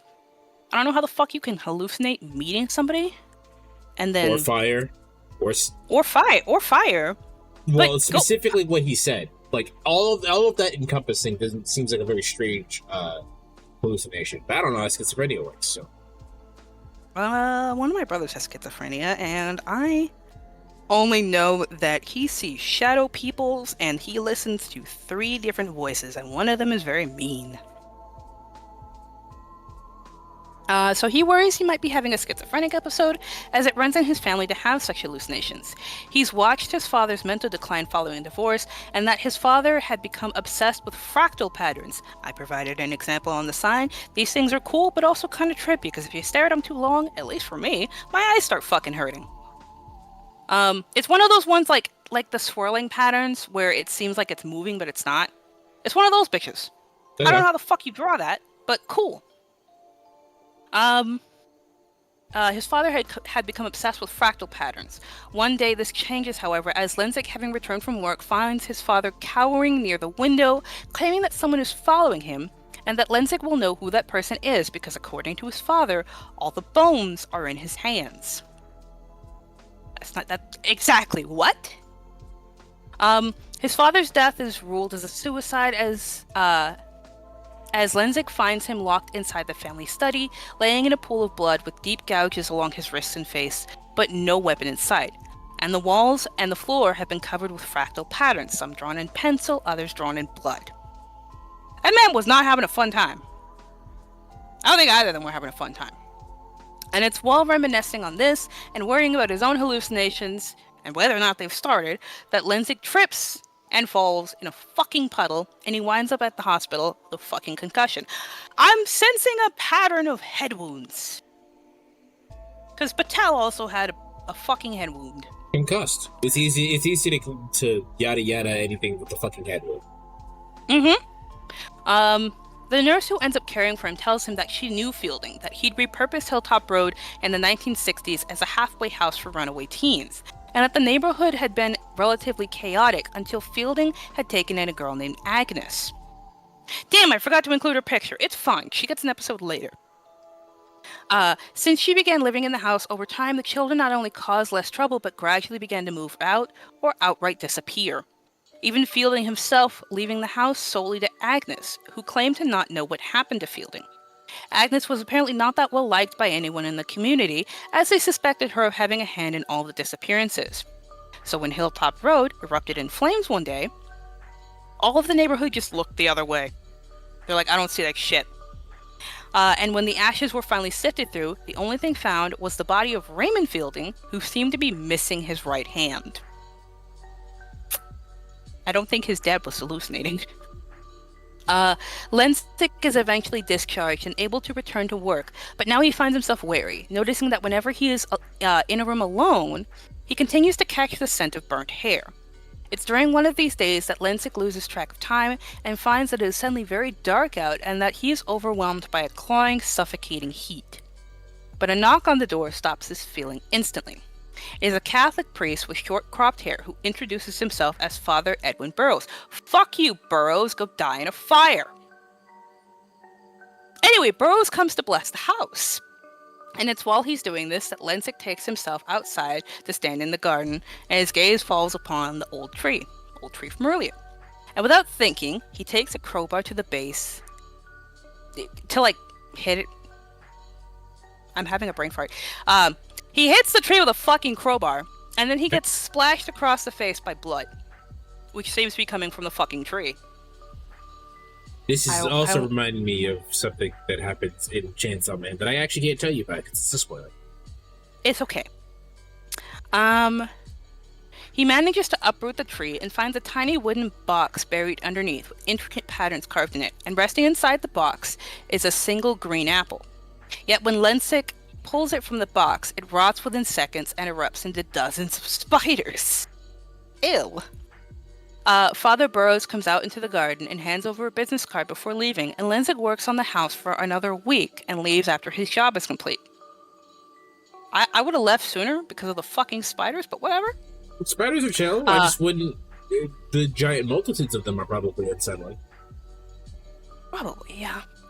The closing statement is, there is no record of a house on Hilltop Road ever being used as a halfway house, but there is a record of it being bought in 1891 and inherited by Raymond Fielding in 1957. The tree that Lensik uprooted at the exact time that it was done, Agnes Montague, the last current owner of the house, had passed away at the age of 26 from hanging. So the exact time that he pulled that tree up, that bitch died. But she wasn't even in the fucking location. And attached to the belt of her dress had been a severed human hand. But the decomposition suggests that the original owner of the hand passed at the same time as Agnes. How? That doesn't make any fucking sense. It's because it doesn't make sense that it's spooky. It is spooky. All right, so I just double-checked my notes. This is next slide. This slide specifically is our last slide. And again, warnings are at the top, and this is episode 9, A Father's Love. Hope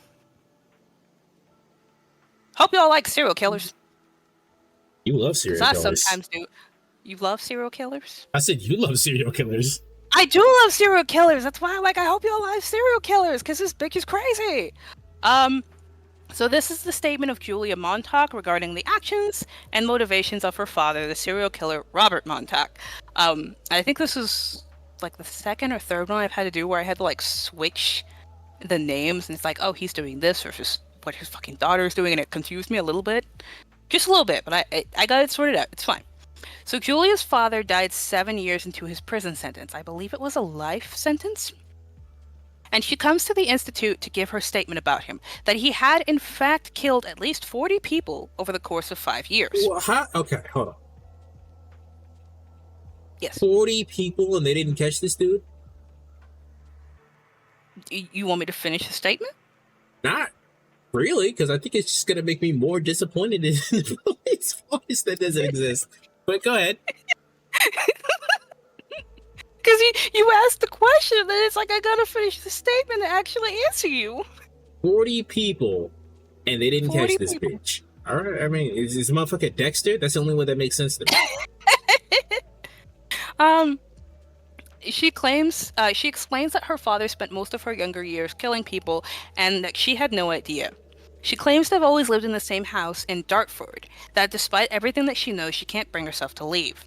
A shed had come with the purchase of the house and always stood silent in the backyard, and it wasn't used until the night that Julia's mother disappeared. It happened when she was roughly 7 years old. After a day at the movies, she lay awake, too wired to sleep, and was alerted to an odd thump downstairs. Coming down, young Julia found the kitchen empty, with the back door wide open. Her mother's pendant had been left on the table, an abstract hand design in silver with a closed eye. It was an item... Hello! It was an item that Julia had never seen her mother without, so assuming that it had mistakenly been left there, she goes upstairs to return it. But her mother is not in bed, and after waking up her father, they both head back downstairs. But Julia's father doesn't close the open door. Instead, he goes over to the sink, and he turns on the water, but the water that comes out is thick and black and smells of salt, which in turn causes the light in the kitchen to blow out. Julia is sent back up to her room. Hold on. First off, obviously not water. But obviously not water. What the fuck is a liquid that's black and smells like salt? Technically, it can be brackish water. What's that? I'm trying to explain. It's not quite sewer water, but it's not quite dirty river water. It's like a mixture in between. But that can technically be what it can be. I'm thinking, like, I know that body fluids of decomposing body makes water run black or like sludgy. Red. Mm-hmm. So it could be that. I don't know what that. I imagine that would smell much more like than just salt, though. Well, I'm not in there to like to argue the smells. I imagine it probably wouldn't just smell like salt as well. It probably just fucking stink. Cause I've smelled like old water, like at like the stuff that's like in the gutters, and that often is like weirdly colored. And yeah, it smells like salt, but it also smells like rot. So it's like, could be this. I don't know. But the light in the kitchen blows out, and Julia is sent back up to her room, and she doesn't see her father until the following evening, in which he tells her that her mother is gone and isn't coming back. So she wakes up in the middle of the night, goes downstairs, her mom is gone, her pendant's there, takes the pendant to her father, and he's like, all right, goes downstairs, doesn't close the fucking door, just turns the water on, turns it off, light bulb blows out, and then you decide it's a bright ass fucking idea to just send your kid back upstairs, and then she doesn't see you again until basically 24 hours have passed. It's a good idea to put them upstairs, because that way they didn't die also. I know, but that's not like a smart decision to make as a parent. like it's fine leaving. It's fine having her upstairs, but like the fact that you left for like fucking 24 hours and you just think that's perfectly fine. It's like, no, dude, that's not fine. That's not okay at all. It is after her mother's disappearance that Robert, the father, begins to drink heavily and spends much more time in the garden shed than he does with his daughter. Bad father. A sturdy new padlock was placed on the door with Robert simply stating that he was woodworking. I want to emphasize that's in air quotes. This bitch is woodworking. Which was backed up by the sound of power tools. But Julia did notice that when her father was inside the shed, there was silence more often than not, as well as strange smells. He's probably not woodworking. Robert would also disappear most nights and only return in the morning. Why do you keep leaving your kid? But at this point, he's got full-on neglect. He does. So, I mean, I don't know what you expect at this point. He does. And Julia does recall that as her father began to spend more time in the shed, he also seemed to be accumulating more and more injuries. Julia would often find splatters of blood in the hall or on tables and got very good at cleaning, never thinking that the blood wasn't her father's. I hate to inform you, man, but I don't think that's from him. It could be from him. You don't know. I do know, and it's not from him, but like, she don't know that. Around the time that Julia was 10, she'd taken up the important job of answering phone calls if her father was busy. At the time, he'd been upstairs, and she ended up speaking to a Detective Rayner. A Detective Hang Rayner? on. Detective Rayner. Rayner. I think I put his name in here. Rayner. Maxwell Rayner. But... Oh, okay. It was the same last name. Different first name. Fuck you, Rayner. Maybe they're related. Could be related. She ends up speaking to a Detective Rayner who stated he had another case for her father. I forgot to put this in the notes. Need to clarify. Robert was a cop. But when his wife disappeared, he quit working. Like, he fully quit his job. I think actually technically he got fired, and he didn't say anything to his daughter. And I mean, your mother's gone, so like, how are they paying doesn't need to bills? fucking say anything to her. Exactly.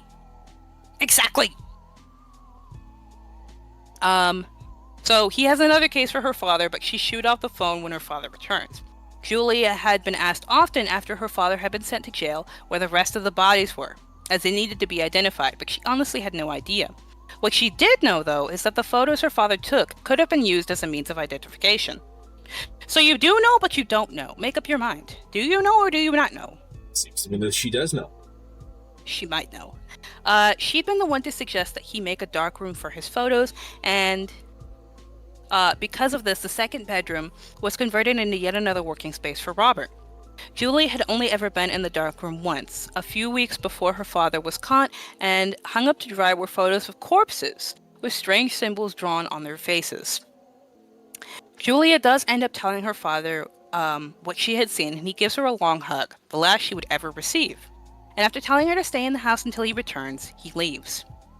At 2:47 a.m., Julia is staring out her window, watching the streetlights in the distance slowly go out, plunging the roads into darkness.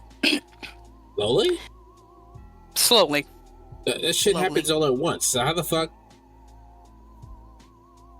I imagine like a light slowly dying. No, like, I understand the visual aspect of it. I'm talking like from a mechanical aspect. It's like, if like, you know, like how like bathrooms have like multiple lights in the bathroom? Uh-huh. It'd be like if like those lights went out slowly one by one. Oh, yeah, it probably is something like that. But like a street light, that's only one light bulb. So like... Yeah, but those are all connected to a grid. You just watch it flicker, and then die? I guess, I don't know. Maybe. Plunging the roads into darkness, Julia hears strange knocking on the front door that morphs quickly into the sound of heavy meat being slammed against the wood. Yay. Yay! No! No! Running downstairs, she dials the police. Because she's... Alright, fine. Gonna invite the with all the police light- department for dinner. Yes! Definitely dinner. With all the lights blown out inside the house, she ends up running to the shed that strangely had its door cracked with the light on inside. It is in the shed that she witnesses her father conducting some sort of ritual in a chalk circle. His hands coated in blood, and the chest of an unknown man was opened within the circle, his organs visible in the light. Robert held the man's still bleeding heart and was chanting with the heart beating in time to his words. The dead man wore the same pendant as Julia's mother. The chanting reached a crescendo with Robert stabbing the heart, and the strange presence Julia had been feeling ceased, replaced by momentary silence and then the roar of sirens. Damn, it didn't even work. He killed all those people, so it didn't even work. So, like, he got caught, but not by himself. Like, your daughter technically ratted you out, but it wasn't even because, like, she knew what you were doing, but that wasn't why she ratted you out. She was just scared. Well, yeah, I mean, I'm sure if at some point he had that conversation, she's probably fucked up enough to just go, whatever, yeah, sure. Mm-hmm. So our fun closing statement. Robert's case has been covered extensively. There had been over 40 preserved hearts inside the shed, forming a pattern, and that the symbol on the pendant had been from the People's Church of the Divine Host. We're going to unpack that later. But no, they are not a fun church. I don't think any church is fun. But this one in particularly is not fun. There's like two different. Okay, technically, this is not a church. This is a fucking cult. I think throughout like the whole 200 fucking episodes, there's. Hello, cat. There are 3 different cults, and this is one of them. And this is one of the ones. Actually, I don't fucking like any of them, but this one is the more stupid one, rather than being like the extremely destructive one, like the other 2 are.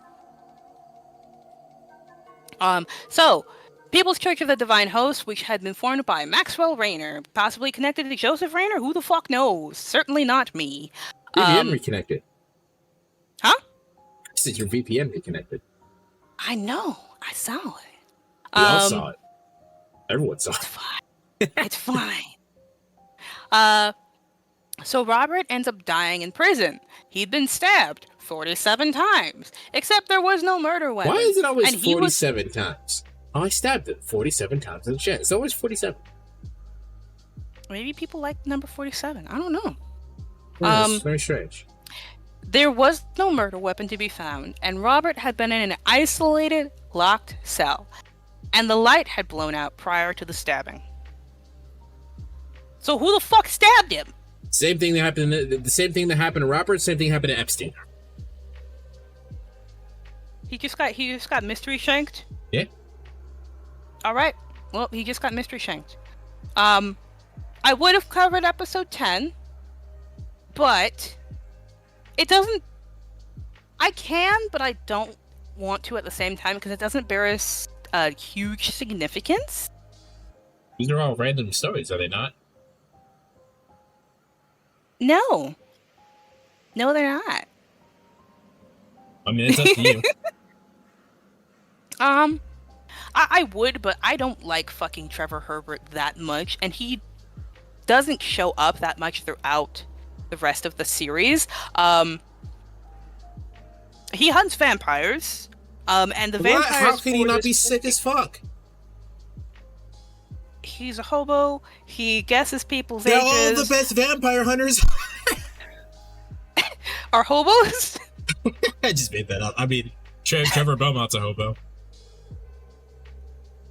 Maybe it's just named Trevor. He's called Trevor the Tramp. That's hilarious. Which I don't know if that was meant to be like, oh, you're a tramp like a dog, or you're an actual tramp like a hooker. Probably both. Gross. I might cover it. I might do like a shortened version of it, but it's probably going to be for the next time because I ran out of steam by the time I realized I hadn't fucking done this one, and then I'm like, you know what? I'm just not going to do that one. I'm gonna just add more to the next one because some of these episodes are really fucking short. But that is the end. Yay! Oh, we're done. Yeah, you can't hear it, but I clapped. Okay. Well, any conclusions you want to take us through? I do highly recommend very much just listening to the podcast. Not only for these delightful stories, which again serve a plot within a plot, and you get to meet interesting characters and very messy bitches. There's lesbians, there's non-binary people, there's gay people, there's a married couple who try to kill each other periodically. There's monsters, there's mayhem, there's a cat whose name is the Admiral. But also, the amount of salt that John just dumps on everybody that he interacts with, and then he gets upset later because he gets called an asshole, which I'm not disagreeing with. That bitch is an asshole. Like, honestly, that's one of the selling points. Like, listen to it for the most sarcastic, whiny man on earth. Just get the absolute shit beat out of him for 200 fucking episodes.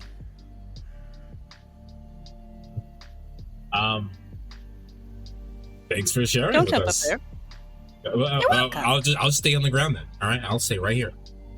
Okay. No. The cat is here. I know. I'm fucking with you. Let me go ahead and find someone to raid out to. If you want to see, if you want to hear the continuation of what's going on, which you should probably just listen to the actual podcast. But for our purposes, make sure you subscribe. It'll be my turn next month. We'll be able to see what's going on here as I look for someone to raid into. You know what? I don't have anyone I want to raid into right now. So we're not going to. Thank you, everybody, for hanging out with us. Thank you. We will see you next month. Everyone have a great night. Take care.